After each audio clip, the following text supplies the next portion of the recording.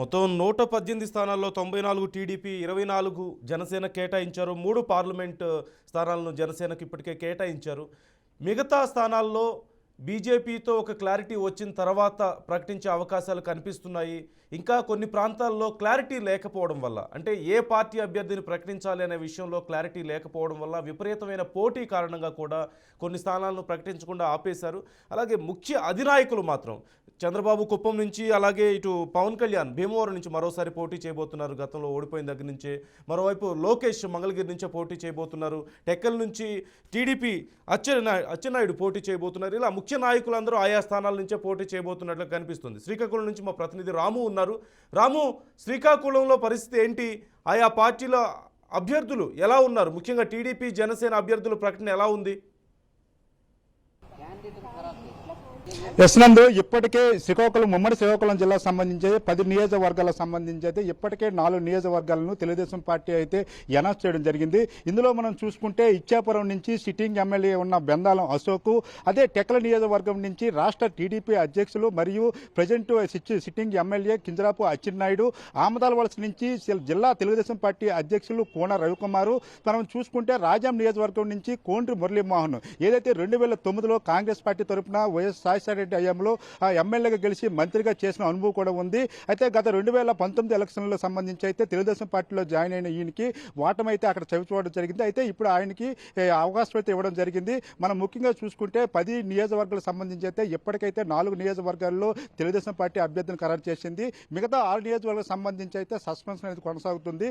ముఖ్యంగా చూసుకుంటే జనసేన పార్టీ అయితే ఇప్పటికే వాళ్ళకి ఇచ్చిన ఏవైతే 24 అసెంబ్లీ సీట్లకు సంబంధించి అయితే వాళ్ళు 5 మాత్రమే అనౌన్స్ చేయడం జరిగింది. అయితే మిగతా వారిని కూడా చూసి అనౌన్స్ చేస్తామనేసి జనసేన పార్టీ అధ్యక్షులు పవన్ కళ్యాణ్ గారు అయితే చెప్పడం జరిగింది. అయితే ఈ నేపథ్యంలో మిగతా 6 సీట్లకు సంబంధించి అయితే మాత్రం కొంత సస్పెన్షన్ అయితే ఉంటుంది.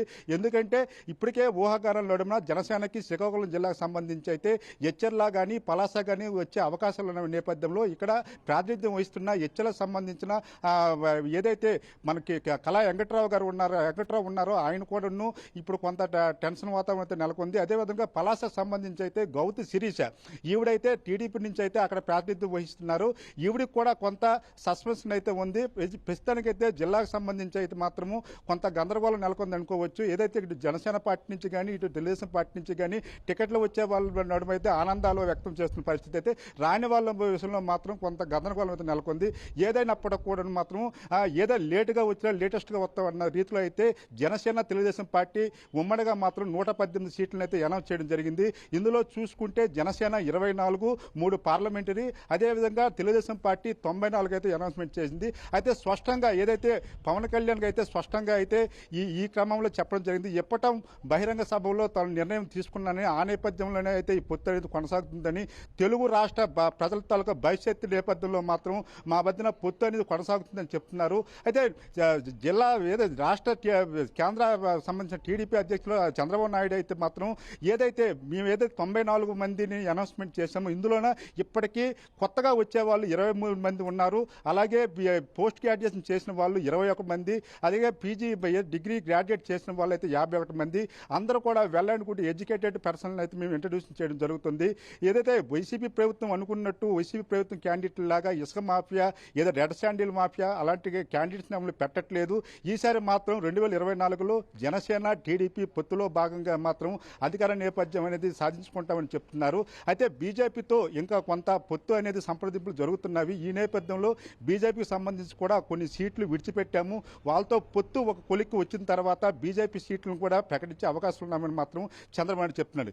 ఏదైనప్పటికీ కూడా ఇప్పటికీ టికెట్లు వచ్చే వాళ్ళ సీట్లో ఆనందం వ్యక్తం అవుతుంది, రాని వాళ్ళ సీట్లో సస్పెన్షన్ అనేది కొనసాగుతుంది.